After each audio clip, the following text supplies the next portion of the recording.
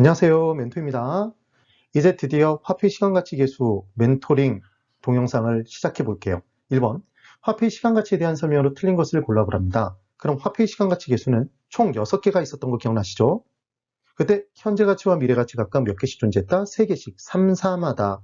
그때 일시불과 관련된 건 각각 1이니까 하나씩, 연금과 관련된 건 연이어 2개씩 존재했던 게 기억나시면 돼요. 걔를 3등분 쳤는데 죽음의 t로 나눴었죠.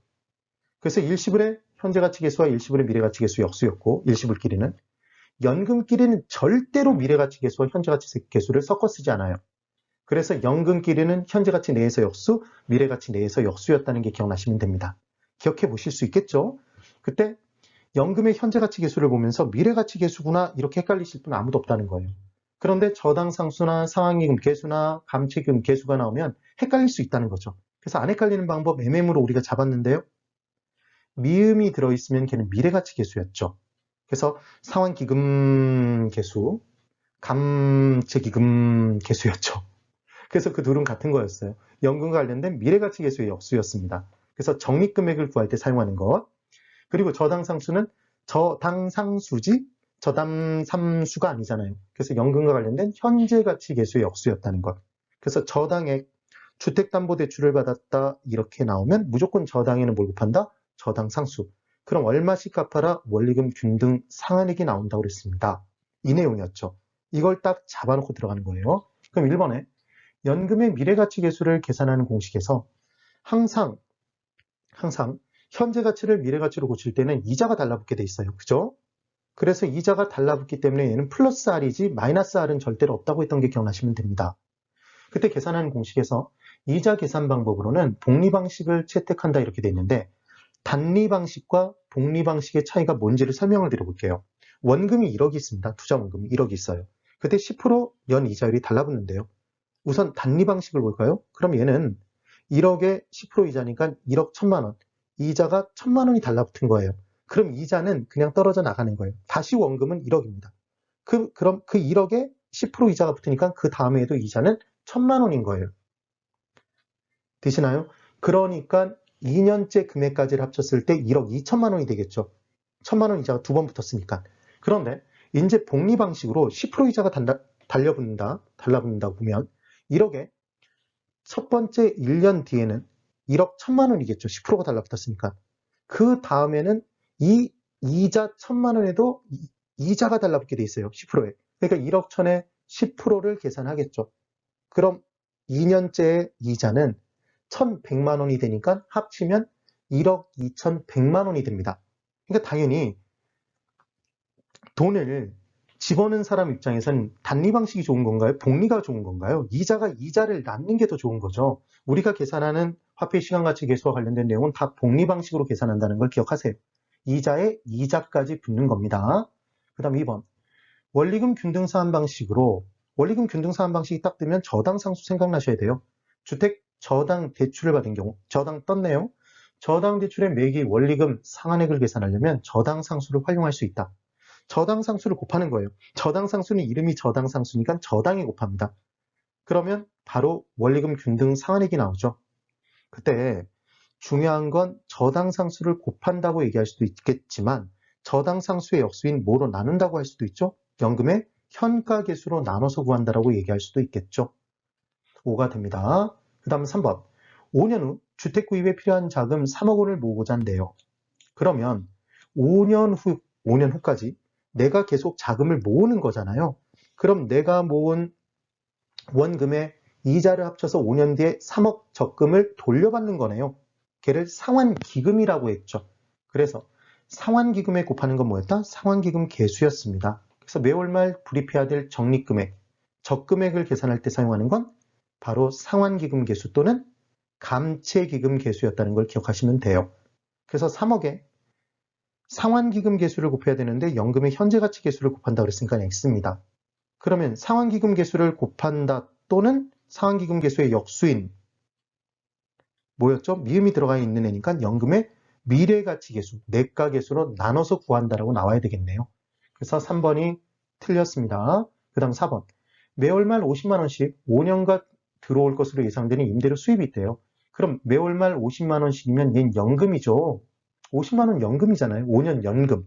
그 연금의 현재 가치가 궁금하대요. 그 연금들의 현재 가치가. 그럼 우리는 동그라미와 관계 있는 수를 곱하면 동그라미가 나왔죠? 그럼 동그라미를 구하기 위해서는 동그라미 개수를 사용한다고 그랬잖아요. 그럼 우리가 알고 싶은 게 연금의 현재 가치를 알고 싶은 거니까 연금의 현가 개수를 곱하겠네요.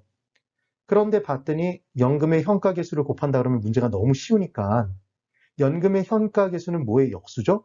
저당상수의 역수죠. 그래서 저당상수의 역수를 활용할 수 있다 이렇게 문제를 준 거네요. 그래서 4번도 맞죠. 그 다음 5번. 상환 비율과 잔금 비율을 합하면 1이 된다. 1은 100%죠, 여러분? 자, 생각해 볼까요? 상환 비율이 있다는 얘기는 저당을 빌렸다는 얘기죠. 그럼 빌린 전체 원금에서 상환한 금액이 차지하는 비율이 상환 비율이에요. 그럼 전체 원금에서 잔여 금액이, 잔액이 차지하는 비율이 잔금 비율이 있죠. 그럼 상환 비율이 60%라면 잔금 비율은 당연히 40%가 됩니다. 이거 더해서 0이 된다라고 얘기하면 절대로 안 되죠. 그러면 상환 비율을 한번 우리가 공부했던 식으로 세워볼게요. 그럼 상환 비율은 짝대기 짝겠네요. 비율이니까 분수죠. 우리가 알고 싶은 건 상환 금액이죠. 그래서 상환 금액이 분자로 들어갑니다. 그럼 분모에는 전체 금액이 들어가겠네요. 전체 대출 원금액이. 그래서 대출 원금액이 1억이고 상환액이 5천만 원이면 50% 상환이죠. 상환 비율. 그 얘기입니다. 그럼 상환 비율이 50%면 잔금 비율은 당연히 50%겠네요. 그런데 얘를 어떻게 표현할 수도 있냐면 짝대기를 짝 긋고 우린 저당이 나오면 저당 상수를 곱해서 저당 지불액을 구했잖아요. 매월 100만 원씩 갚아라 이런 식으로 쫙 뿌려주는 거죠. 그럼 그 뿌려진 금액들이 매기간 연금액이라고 볼 수 있습니다. 그럼 그 매기간 연금액에 연금의 현가계수 상환기간을 곱하면 이 상환기간 동안의 연금액들의 현재 가치, 덩어리 금액, 이 상환액이 나오겠죠. 이 개념입니다. 그러면 매기간 연금액에 곱하기 연금의 현가계수 전체 기간을 곱해버리면 전체 기간 연금액의 현재 가치가 나오니까 이게 대출 원금액이란 얘기죠. 되셨나요? 이 개념이에요. 그래서 중요한 건 이제 매기간 연금액을 지워버리면 결국 상환 비율의 계산은 화폐의 시간가치 계수 6개 중에 하나. 상환이란 단어가 나왔다는 얘기는 저당을 빌렸다는 얘기잖아요. 그때 쪼개진 금액을 구할 때 사용하는 게 저당 상수니까 덩어리 금액을 구할 때 사용하는 건 딱 하나밖에 없죠. 그게 바로 뭐죠? 연금의 현가계수. 그래서 연금의 현가계수를 사용한다는 것만 기억하시면 됩니다. 이거 실제 기출 문제예요. 그래서 연금의 현가계수 상환기간을 연금의 현가계수 전체 기간으로 나눈 값, 이게 상환 비율이에요. 그럼 잔금 비율은 어떻게 구할까요? 잔금 비율은 잔금액이 들어가겠죠? 분자에. 그럼 분모에는 원금액이 들어가요. 그래놓고 똑같이 나눠지겠네요. 그러니까 연금의 현가계수 잔여기간을 그 수치를 연금의 현가계수 전체 기간으로 나눠주면 되겠네요. 그러니까 항상 분수에서는 알고 싶은 게 분자라는 거 기억하세요.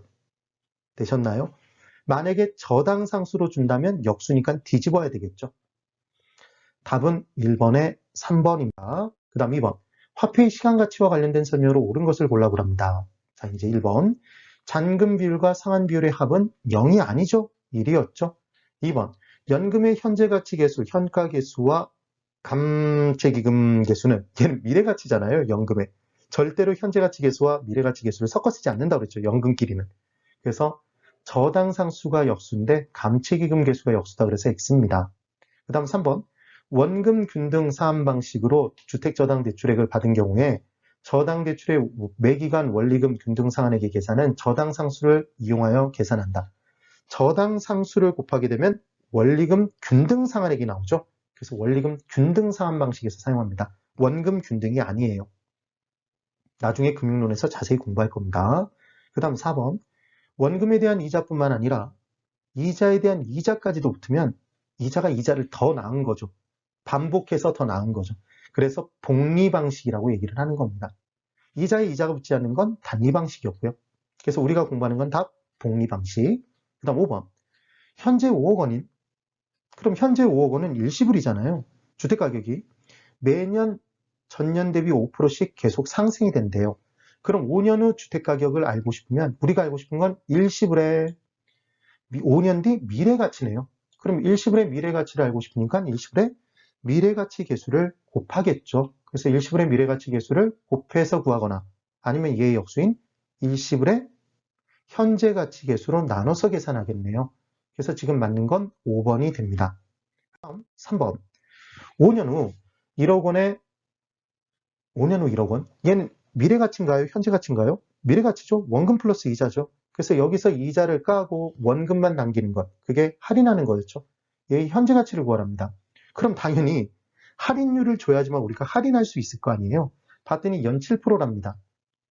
그럼 결국 얘는 지금 이 1억 원이 107%된 금액이란 얘기죠, 지금. 그렇죠? 몇 번에 걸쳐서?